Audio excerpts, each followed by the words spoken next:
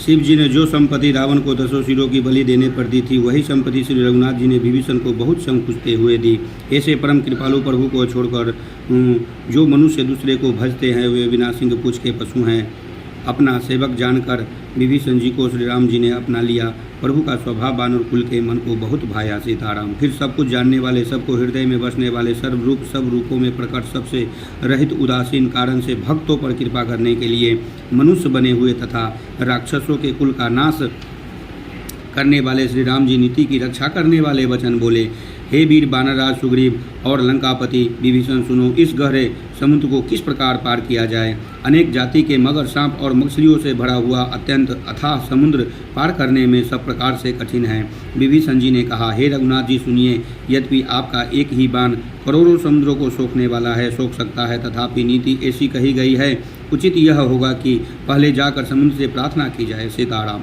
हे प्रभु, समुद्र आपके कुल में बड़े पूर्वज हैं, वे विचार कर उपाय बतला देंगे। तब ऋक्ष और बानरों की सारी सेना बिना ही परिश्रम के समुद्र के पार उतर जाएंगी। सीताराम। श्री राम जी ने कहा, हे सखा, तुमने अच्छा उपाय बताया, यही किया जाए। यदि दैव सहायक हो, यह सलाह लक्ष्मण जी के मन को अच्छी नहीं लगी। श्री राम जी के वचन सुनकर तो उन्होंने बहुत ही दुख पाया। लक्ष्मण जी ने कहा, हे नाथ, दैव का कौन भरोसा, मन में क्रोध कीजिए, ले आइए और समुद्र को सुखा डालिए। यह दैव तो कायर के मन का एक आधार तसल्ली देने का उपाय है। आलसी लोग ही दैव दैव पुकारा करते हैं। यह सुनकर श्री रघुवीर हंसकर बोले, ऐसे ही करेंगे, मन में धीरज रखो।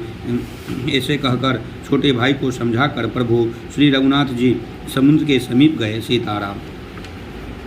उन्हें पहले सिर नवाकर प्रणाम किया, फिर किनारे पर कुश बिछाकर बैठ गए। इधर ज्यों ही विभीषण जी प्रभु के पास आए थे, त्यों ही रावण ने उनके पीछे दूत भेजे थे। कपट से बानर का शरीर धारण कर उन्होंने सब लीलाएं देखी।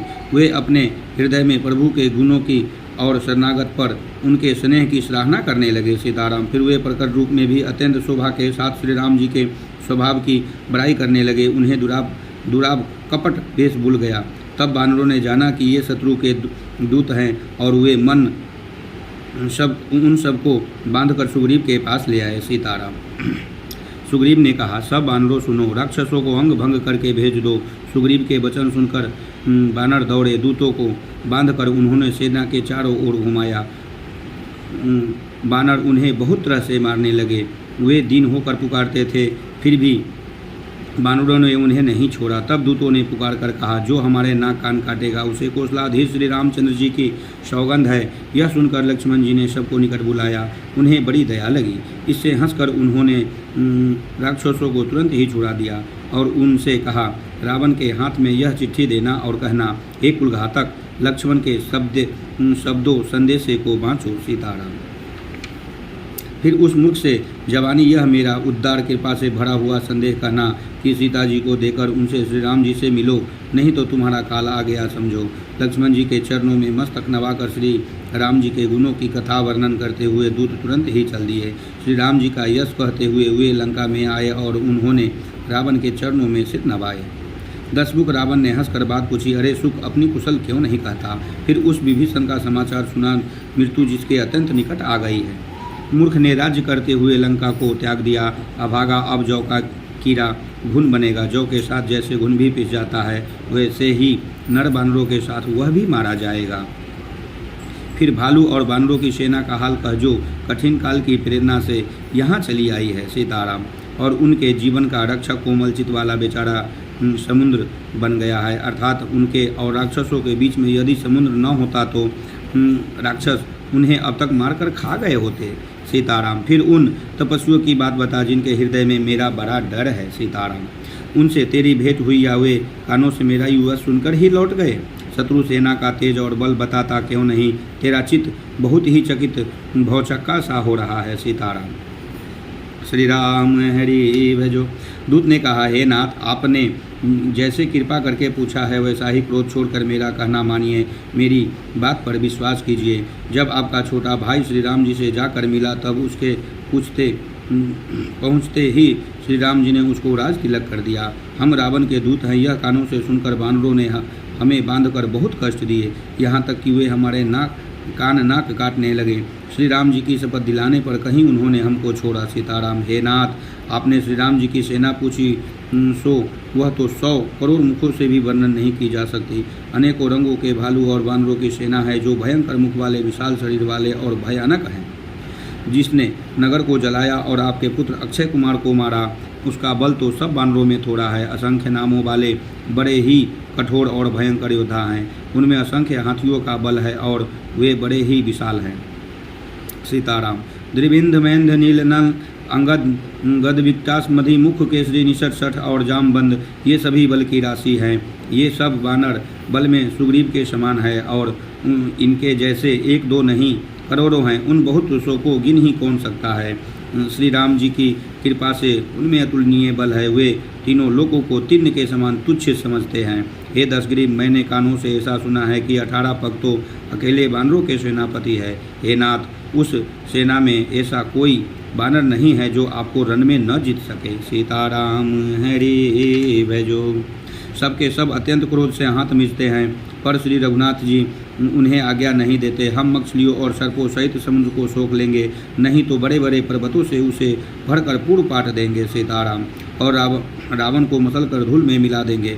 सब वानर ऐसे ही वचन कह रहे हैं। सब सहज ही निडर है, इस प्रकार गरजते और डपटते हैं मानो लंका को निगल ही जाना चाहते हैं। सीताराम। सब वानर भालू सहज ही सूरवीर है, फिर उनके सिर पर प्रभु सर्वेश्वर श्री राम जी हैं। हे रावण, वे संग्राम में करोड़ों कालों को जीत सकते हैं। श्री रामचंद्र जी के तेज सामर्थ्य, बल और बुद्धि की अधिकता को लाखों शेष भी नहीं गा सकते। वे एक ही बाण में सैकड़ों समुद्रों को सोख सकते हैं, परंतु नीति निपुण श्री राम जी ने नीति की रक्षा के लिए आपके भाई से उपाय पूछा। उनके आपके भाई के वचन सुनकर हुए श्री राम जी समुद्र से राह मांग रहे हैं। उनके मन में कृपा भरी है, इसलिए वे उसे सोखते नहीं। दूत के ये वचन सुनते ही रावण को हंसा और बोला, जब ऐसी बुद्धि है तभी तो वानरों को सहायक बनाया है। सीताराम। स्वाभाविक ही डरपोक विभीषण के वचन को प्रणाम करके उन्होंने समुद्र से मचलना बालहट ठाना है। अरे मूर्ख, झूठी बड़ाई क्या करता है। बस मैंने शत्रु राम के बल और बुद्धि की थाह पाली। सीताराम। जिसके विभीषण जैसा डरपोक मंत्री हो, उसे जगत में विजय और विभूति ऐश्वर्य कहाँ। दुष्ट रावण के वचन सुनकर दूत को क्रोध बढ़ाया। उसने मौका समझकर पत्रिका निकाली और कहा, श्री राम जी के छोटे भाई लक्ष्मण ने यह पत्रिका दी है। हे नाथ, इसे बचवाकर छाती ठंडी कीजिए। रावण ने हंसकर उसे बाएं हाथ से लिया और मंत्री को बुलवाकर वह मूर्ख उसे बचवाने लगा। सीताराम। पत्रिका में लिखा था, अरे मूर्ख, केवल बातों से ही मन को रिझाकर अपने कुल को नष्ट भ्रष्ट न कर। श्री राम जी से विरोध करके तू विष्णु, ब्रह्मा और महेश की शरण जाने पर भी नहीं बचेगा। या तो अभिमान छोड़कर अपने छोटे भाई विभीषण की भांति प्रभु के चरण कमलों का भ्रमण बन जा, अथवा रे दुष्ट श्री राम जी के बाण रूपी अग्नि में परिवार सहित पतिंगा हो जा। दोनों में से जो अच्छा लगे सो कर।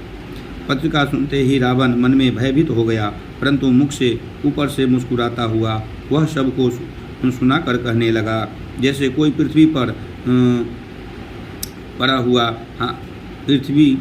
पड़ा हुआ हाथ से आकाश को पकड़ने की चेष्टा करता है, वैसा ही यह छोटा तपस्वी लक्ष्मण बांगीलांस करता है, डिंग हाँकता है। सुखदूत ने कहा, हे नाथ, अभिमान स्वभाव को छोड़कर इस पत्र में लिखी सब बातों को सत्य समझिए। क्रोध छोड़कर मेरा वचन सुनिए। हे नाथ, श्री राम जी से बैर त्याग दीजिए। सीताराम। हरि भजो। यद्यपि श्री रघुवीर समस्त लोकों के स्वामी हैं, पर उनका स्वभाव अत्यंत ही कोमल है। वे मिलते ही प्रभु आप पर कृपा करेंगे, आपका एक भी अपराध वे हृदय में नहीं रखेंगे। जानकी जी श्री रघुनाथ जी को दे दीजिए। हे प्रभु, इतना कहना मेरा कीजिए। जब उस दूत ने जानकी जी को देने के लिए कहा, तब दुष्ट ने उसको लात मारी।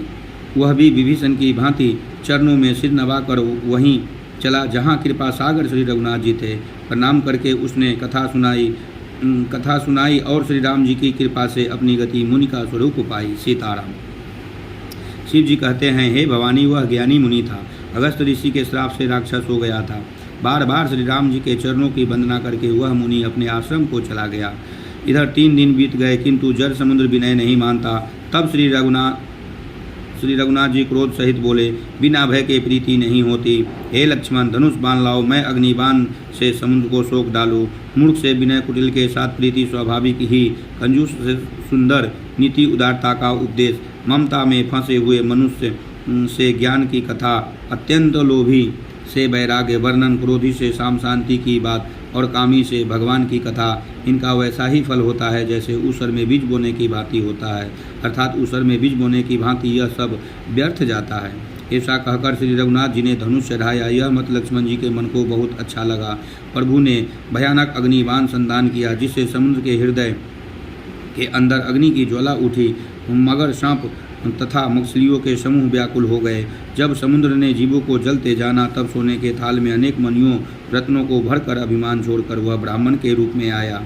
काकभूषुंडी जी कहते हैं, हे गरुड़ जी सुनिए, चाहे कोई करोड़ों उपाय करके सींचे, पर केला तो काटने पर ही फलता है। नीच विनय से नहीं मानता, वह डांटने पर ही झुकता है, रास्ते पर आता है। समुद्र ने भयभीत होकर प्रभु के चरण पकड़कर कहा, हे नाथ, मेरे सब अवगुण दोष क्षमा कीजिए। हे नाथ, आकाश, वायु, अग्नि, जल और पृथ्वी, इन सब की करनी स्वभाव से ही जड़ है। आपकी प्रेरणा से माया ने इन्हें सृष्टि के लिए उत्पन्न किया है। सब ग्रंथों ने यही गाया है। जिसके लिए स्वामी की जैसी आज्ञा है, वह उसी प्रकार से रहने में सुख पाता है। प्रभु ने अच्छा किया जो मुझे शिक्षा दंड दी, किंतु मर्यादा जीवों का स्वभाव भी आपकी ही बनाई हुई है। ढोल, गवार, शूद्र, पशु और स्त्री, ये सब शिक्षा के अधिकारी हैं। सीताराम। प्रभु के प्रताप से मैं सूख जाऊंगा और सेना पार उतर जाएगी। इसमें मेरी बड़ाई नहीं रहेगी, मेरी मर्यादा नहीं रहेगी। तथापि प्रभु की आज्ञा अपेल है, अर्थात आपकी आज्ञा का उल्लंघन नहीं हो सकता। ऐसा वेद गाते हैं। अब आपको जो अच्छा लगे मैं तुरंत वही करूँगा। सीताराम। समुद्र के अत्यंत विनीत वचन सुनकर कृपालु श्री राम जी ने मुस्कुरा कर कहा, हे तात, जिस प्रकार वानरों की सेना पार उतर जाए वह उपाय बताओ। समुद्र ने कहा, हे नाथ, नील और नल दो वानर भाई हैं। उन्होंने लड़कपन में ऋषि से आशीर्वाद पाया था। उनके स्पर्श कर लेने से ही भारी भारी पहाड़ भी आपके प्रताप से समुद्र पर तैर जाएंगे। सीताराम। मैं भी प्रभु की प्रभुता को हृदय में धारण कर अपने बल के अनुसार जहाँ तक मुझसे बन पड़ेगा सहायता करूँगा। हे नाथ, इस प्रकार समुद्र को बंधाइए जिससे तीनों लोकों में आपका सुंदर यश गाया जाए। इस बाण से मेरे उत्तर तट पर रहने वाले पाप के राशि दुष्ट मनुष्यों का वध कीजिए। कृपालु और रणधीर श्री राम जी ने समुद्र के मन की पीड़ा सुनकर उसे तुरंत ही हर लिया, अर्थात बाण से उन दुष्टों का वध कर दिया। श्री राम जी का भारी बल और पौरुष देखकर समुद्र हर्षित होकर सुखी हो गया। उसने उन दुष्टों का सारा चरित्र प्रभु को कह सुनाया। फिर चरणों की वंदना करके समुद्र चला गया। सीताराम हरे भजो। समुद्र अपने घर चला गया। श्री रघुनाथ जी को यह मत उसकी सलाह अच्छा लगा। यह चरित्र कलयुग के पापों को हरने वाला है। इसे तुलसीदास ने अपने बुद्धि के अनुसार गाया है। श्री रघुनाथ जी के गुण समूह सुख के धाम, संदेह का नाश करने वाले और विषाद का दमन करने वाले हैं। अरे मूर्ख मन, तू संसार का सब आशा भरोसा त्याग कर निरंतर इन्हें गा और सुन। श्री रघुनाथ जी का गुणगान संपूर्ण सुंदर मंगला को देने वाला है। जो इसे आदर सहित सुनेंगे वे बिना किसी जहाज अन्य साधन के ही भवसागर को तर जाएंगे। सीताराम। कलयुग के समस्त पापों का नाश करने वाले श्री रामचरितमानस का यह 5वां सोमपान समाप्त हुआ। सीताराम हरि भजो। श्री हनुमते नमः। हनुमान चालीसा दोहा। श्री गुरु चरण सरोरज निज मरम गुरु सुधारि वरनौ रघुबर विमल यशो जो दायक फलचारि बुद्धिहीन तनु जानिके सुमिरहु पवन कुमार बल बुद्धि विद्या देहु मोहि हरहु कलेश विकार। सीताराम। जय हनुमान ज्ञान गुण सागर जय कवि स्तुति लोक उजागर रामदूत अतुलित बलधामा अंजनी पुत्र पवन सुतनामा महावीर विक्रम बजरंगी कुमद निवार सुमद के संगी कंचन मृन विराज सुबेशा कानन कुंडल कुंजित हाथ वज्र औदजा विराजय कांदय मुंजने ऊषा जय शंकर सुमन केसरी नंदन तेज प्रताप महाजगवंत विद्यावान गुणियति चातुर राम काज कर भय को आतुर प्रभु चरित सुन भय को रसिया राम लगन सीताम नवस्य सूक्ष्म रूप धरि सही दिखावा विकर रूप धरि लंग जरावा भीम रूप धरि सुर संहारे रामचंद्र जी के घाट संभारे लाए सजीव लगन जियाए श्री रघुवीर हरे सूर लाए रघुपति किन्नी बहुत बड़ाई तुम प्रिय व्रत संभाई सहस बदन तुम लोहस गा भयस कहीं सदी पति घंटे लगा शनकादि ब्रह्मादि मुनीषा नारद सारद सहित हैं स्वयं कुबेर दिग्पाल जहाँ थे कभी गोविंद कभी शिकाय कहाँ थे तुम मुखा सूर्य भो गिन्ना राम मिलाए राजपद तुमरो मंत्र विवेश हनुमान अलंके सुर वै सब जग जाना जोग सहज वजन पर भानो लीलताई मधुर बल जानो प्रभु का मेली मुखमा ही जल दिलांदी है अचरज नाय दुर्गम काज जगत के जयते सुगम अनुग्रह तुम रहते थे राम दुआरे तुम रखवारे होत ना क्या बिन पैसारे सब सुख लय तुम्हारे सरनाथ तुम रक्षा काहू को डरना अपन दे संभारो आवे तीनों लोकांत ते काबे भूत पिशाच निकट नहीं आवे महावीर जब नाम सुनावे ना सह रोग हरे से पीरा जपत नियंत्रण हनुमत वीरा संकर ते हनुमान छुड़ावे मन कर्म चंद ध्यान झुलावे सब पर राम तपस्वी राजा तिनके का सकल तुम साजा और मनोरथ जो कोई लावे सोई अमित जीवन फल पावे चारों जुग प्रताप तुम्हारा है प्रसिद्ध जगत उजियारा साधु संत के तुम रखवारे सुनिकंदन राम दुलारे अष्ट सिद्धि नवने देखे दाता स्वर दिन जानकी माता राम रसायन तुमरे पासा सुधार हो रघुपति जी के दासा तुमरे भजन राम को पावे जन्म जन्म के दुख बिसरावे अंतकाल रघुबर जाई जहाँ जन्मणि भक्त कहाय और देवता चितंद रही हनुमत से सब सुख रही शंकर करे मिटे से पीरा जो सुमरय हनुमत बलबीरा जय जय जय हनुमान गोसाई कृपा करहु गुरुदेव गिनाई जो सत्यवार पार कर को ही छूटे बंदी महासुख होई जो या पढ़े हनुमान चालीसा हो सदी साखे गौरीसा तुलसीदास सदा हरि चेरा की जयनाथ हृदय मम डेरा पवन तनय संकट हरिना मंगल मूर्ति रूप राम लखन सिया जानकी हृदय बसहु सरभू श्यावत राम देव भगवान की जय बाल समय रवि भक्त लियो तब तीनों लोक भयो अंधियारो ताही सोतराज भयो जगु गोया शंकर काहू सो जात न टारो देवनानी कड़ी विनती तब साड़े दियो रवि कष्ट निवारो को नहीं जानत है जग में कपि शंकर मोचन नाम तियारो बाली की त्रास कभी बसे गिरिजात महाप्रभु पंथ निहारो चौकी मां मनुष्य श्राप दियो तब चाहिए कौन विचारे विचारो कह दीज रूप लिवाए महाप्रभु सो तुम दास के शोक निवारो को नहीं जानत है जग में कपि शंकर मोचन नाम तियारो अंगद के संग लेन के ऐसी खोज कभी से अबैनु चारो जीवत ना बचियो हम सोजू बिना सुदिलाए यहाँ पग उधारो हेरी तके त सिंधु सवैत सिया सुदिलाए प्राणो बारो को नहीं जानत है जग में कभी शंकर मोचन नाम तियारो रावण त्रास दई को सब राक्षस शोक कहीं शोक निवारो को ने ताही समय हनुमान महाप्रभु जाय महारणी चर मारो चाह सिया शोक सुहागी सुदय प्रभु मुंद्र का शोक निवारो को नहीं जानते है जग में कभी शंकर मोचन नाम तिहारो बाण लगे और लक्ष्मण के तपरांत जय सुत रावण मारो लय ग्रीव वै सुसेन समेत वै गृह द्रोण सुबी रूपारो आनी संजीवन हाथ दई तब लक्ष्मण के तुम प्राण उबारो को नहीं जानते है जग में कभी शंकर मोचन नाम तिहारो रावण युद्ध अजान की ओतम ना की भाष वै सिद्धारो श्री रघुनाथ समेत सभय दल मुँह भयो संकट भारो आनी खगे तब हनुमान जू बंधन काटी सुत्रास निवारो को नहीं जानते है जग में कभी शंकर मोचन नाम तिहारो बंधु समेत जब अहिरावन लय रघुनाथ पताल सिधारो देवी ही पूजी बलि विधि सो बलि देहूँ समय मिली मंत्र विचारो जाय सहाय भयो तभी अहिरावन सैन्य समेत संघारो हो नहीं जानत है जग में कभी संकट मोचन नाम तियारो काज के पर्दे बन के तुम वीर महाप्रभु देखे विचारो कौन सो संकट मोर गरीब को जो तुम सो नहीं जात है टारो बेगी हरो हनुमान महाप्रभु जो कुछ संकट हो हमारो को नहीं जानत है जग में कभी संकट मोचन नाम तियारो